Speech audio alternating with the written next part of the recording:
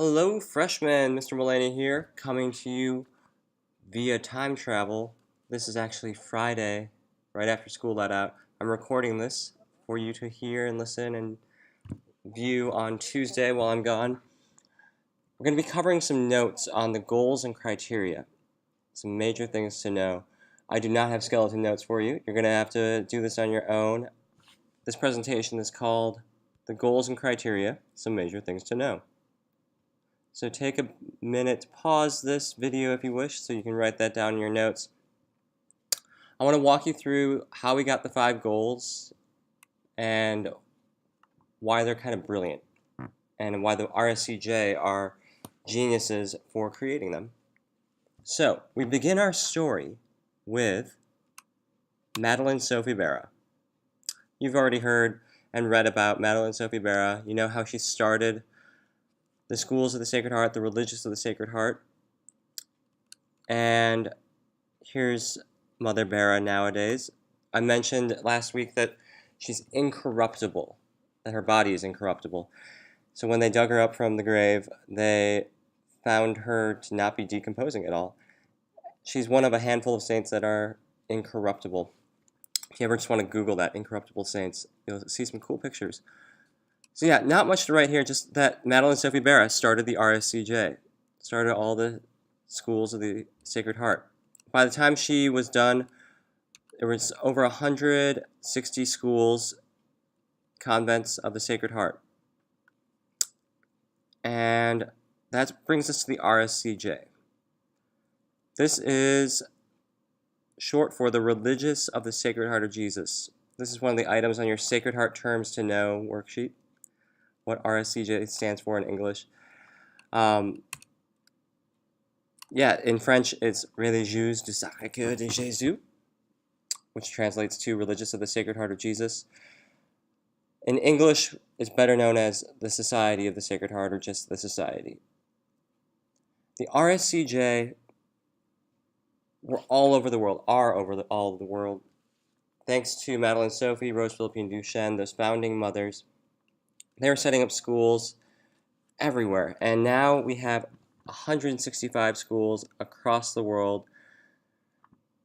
Yeah, all throughout Europe, in Africa, where we have a trip that Duchesne students go on to visit our schools in Uganda. We have schools in Australia, New Zealand, schools in South America, and network schools all over the United States and Canada. So one thing that I really like, you don't need to write this down, but one of the funnier things is Sacred Heart schools around the world have the reputation for having fantastic buildings, especially in the United States. Spend some time just Googling the different Sacred Heart schools, image searching them. You'll find beautiful places. Villa Duchesne, where it looks like a castle with those turrets. Convent of the Sacred Heart in Manhattan. This is 91st Street, Manhattan.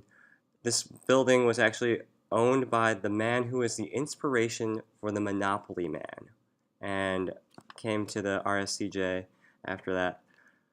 Convent of the Sacred Heart in San Francisco, which is next door to one of the houses that was used in filming Princess Diaries.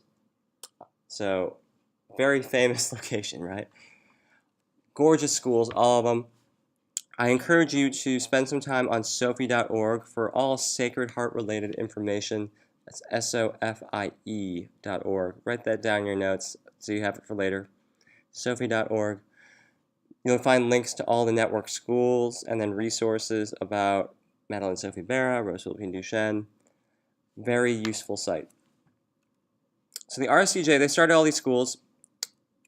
Wherever they were, though, no matter where in the world, the defining element of every Sacred Heart school, think about that. What is it that could unite all these different schools across the world?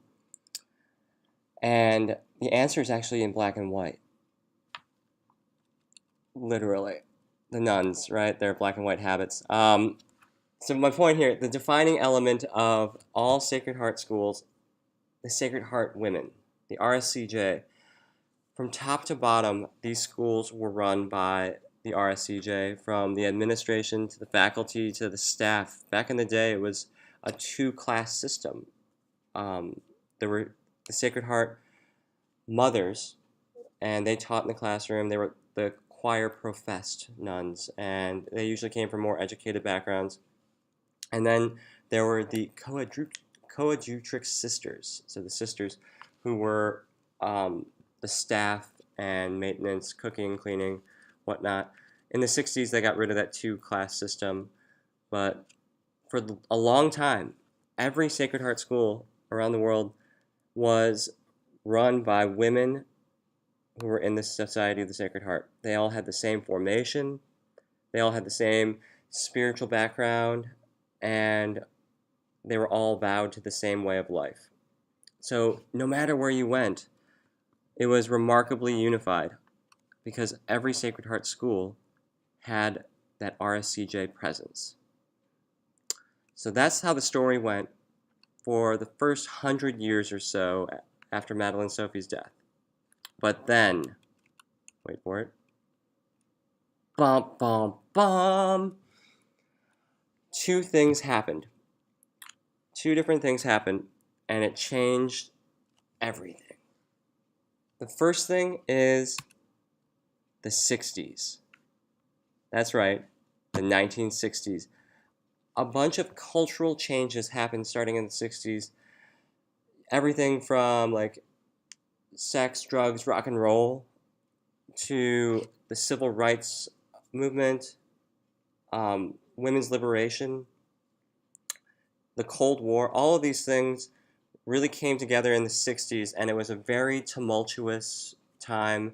A lot of things were changing in the air, in the culture. So the 60s, that's one thing that changed everything. The second thing that changed was Vatican II.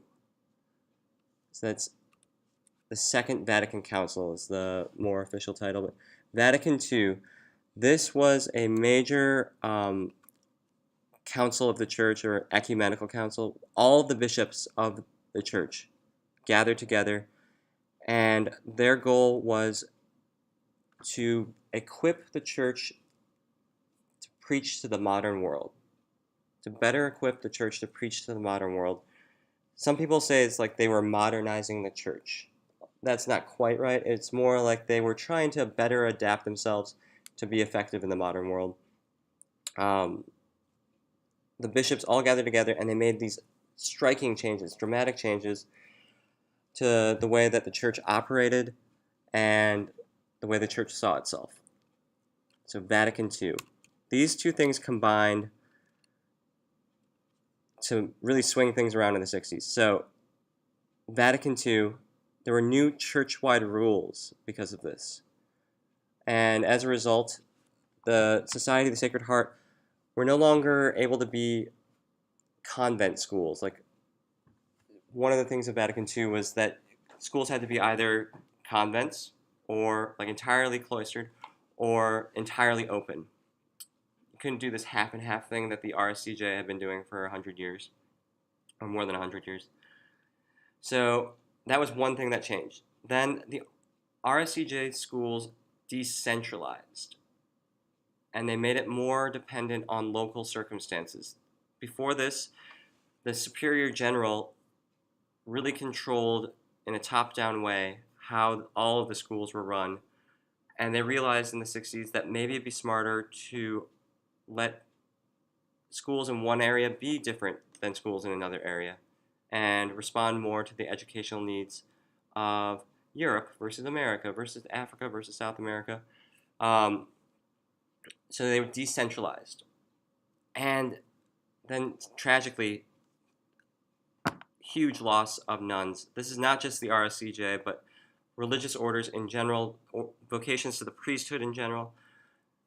Starting in the 60s, there was this massive decline in new recruits. Very tragic thing that hopefully the church is beginning to recover from. In some areas, it's starting to rebound. All of these things combined to create a major identity crisis for the RSCJ. The way they had been doing things wasn't going to work. Who are we? What are we about? How do we do these things? The 60s raised all of these questions. So 60s plus Vatican II raised all of these questions. And it sent the RSCJ into this identity crisis. It sent a lot of religious orders into an identity crisis. So everything hinged on what they would do next. The stakes had never been higher for the RSCJ. And this is when they showed their genius, in my mind at least. The genius of the RSCJ is they figured out how to pass the torch. They realized that they couldn't count on doing things the way they had been doing since there weren't enough nuns to keep the schools going the way they had been going. That defining element of Sacred Heart schools, the defining element of Sacred Heart schools would have to be something else other than the RSCJ. So they figured out a way to pass the RSCJ mission on to the laity. This would make it so that all the Sacred Heart schools could be taught by lay people. Lay people is a Catholic term, or laity. It means anyone who's not consecrated.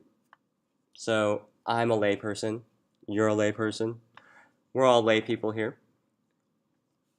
The consecrated persons are like religious monks, nuns, priests, deacons, bishops. The RSCJ figured out they needed to pass the torch, pass the RSCJ mission and identity on to people like me, Dr. Hickman, Mrs. Brudney, all of the teachers here at Duchesne and all Sacred Heart schools, so that even though there might not be any nuns in the schools, they would still be teaching and keeping that Sacred Heart identity to the next generation. And the way they did that is the goals and criteria. The goals and criteria. So the 5 goals and then criteria. You might not have heard that term yet. The criteria are specific ways each goal should be achieved. So for instance, let me bring out my list of goals and criteria. Goal 1 is a personal and active faith in God. There are 7 criteria for goal 1. For instance, criteria 3. The entire school program explores one's relationship to God, to self, to others, and to all creation. That's a way that goal 1, a personal and active faith in God, will be lived out in the schools of the Sacred Heart. So the entire school program explores these relationships. Criteria 4 is opening themselves to the transforming power of the Spirit of God. Members of the school community engage in personal and communal prayers, reflection, and action. Every goal has several criteria after it specifying how, what it means to have personal growth in an atmosphere of wise freedom or a deep respect for intellectual values. So they're the follow-ups to each goal. The brilliant thing about the goals and criteria is it allowed unity in the schools. It created unity in all the schools of Sacred Heart, no matter how diverse they might be or where they might be in the world, because it kept the RSCJ charism. That's a special word. That means gift, literally, but the thing that makes you, you spiritually. So a unique spiritual identity. The RSCJ-ness of Sacred Heart schools. They captured it in these 5 goals, and so whenever a school of Sacred Heart is following the 5 goals, they are doing what it means to be Sacred Heart, and they're united. At the same time, it's brilliant because it allowed non-ordained people, laity, to lead the schools when the nuns couldn't, and creates diversity. So all the schools are unified, the same identity, but you've got all these people that aren't Sacred Heart nuns. I'm not a Sacred Heart nun, if there was any confusion about it. I haven't had the Sacred Heart formation that all Sacred Heart religious have had. But since I follow the 5 goals, I'm able to have that same identity, and do it in my own way. Duchenne Academy of the Sacred Heart in Omaha does Sacred Heartness in our own way that no other Sacred Heart school does. And that gives us diversity. So it's a practical, effective way for the laity to lead more schools. We got unity, we got diversity, we got it all. And it's the perfect example or illustration of the RSCJ motto, Cor unum et anima una in corde Jesu, which means one heart and one soul in the heart of Jesus. So we're all unified with one heart and one soul in the heart of Jesus. And we're still living out the RSCJ mission, which is to glorify the heart of Jesus. We're able to provide this education where you're given a rigorous, challenging curriculum, just like Madeline Sophie received and gave to others, and push yourself spiritually. All of that glorifies the heart of Jesus. So we're fulfilling the motto and the mission. Brilliant stuff. But wait, there's more. The cherry on top of the sundae. Chicago. This is one of your Sacred Heart terms you should know. It stands for the Sacred Heart Commission on Goals, and it's a 5-year process or 5-year cycle. Every Sacred Heart school in the network of Sacred Heart schools in America and Canada examines how well they're meeting the goals. Every 5 years, they have to do this Chicago process. Year 1 is always the self-study, where they talk to everyone in the school, students, graduates, parents, board members, teachers, staff, administration. We all have all these conversations to talk about each of the goals and how they're being lived out, what challenges we have, how we might be able to improve. And then we write this big report, the self-study report. And that's given to the visiting team, which is usually 4 or 5, I think, all-stars of the Sacred Heart schools. And they just come around to schools in the second year of the process, and they do a 3-4 day visit. They talk to everyone in the school, have conversations, they read the report, and then they provide their own report, like, yes, here's what we're seeing. Here's what you saw. Here's us telling you, yeah, we definitely saw that. Or here's a new way to look at it. Here's our ways of commending you for what you're doing well, and here are our recommendations for how you can improve. And then an action plan is created. We develop a plan for the future, an action plan, and that's years 3 through 5, where we create a plan and then implement it. And then it starts all over. That's the Sacred Heart Commission on Goals. Every Sacred Heart school, if they want to be called Sacred Heart, they have to be part of this process. And the brilliant thing is, it forces every Sacred Heart school to continue to grow in how Sacred Hearty they are.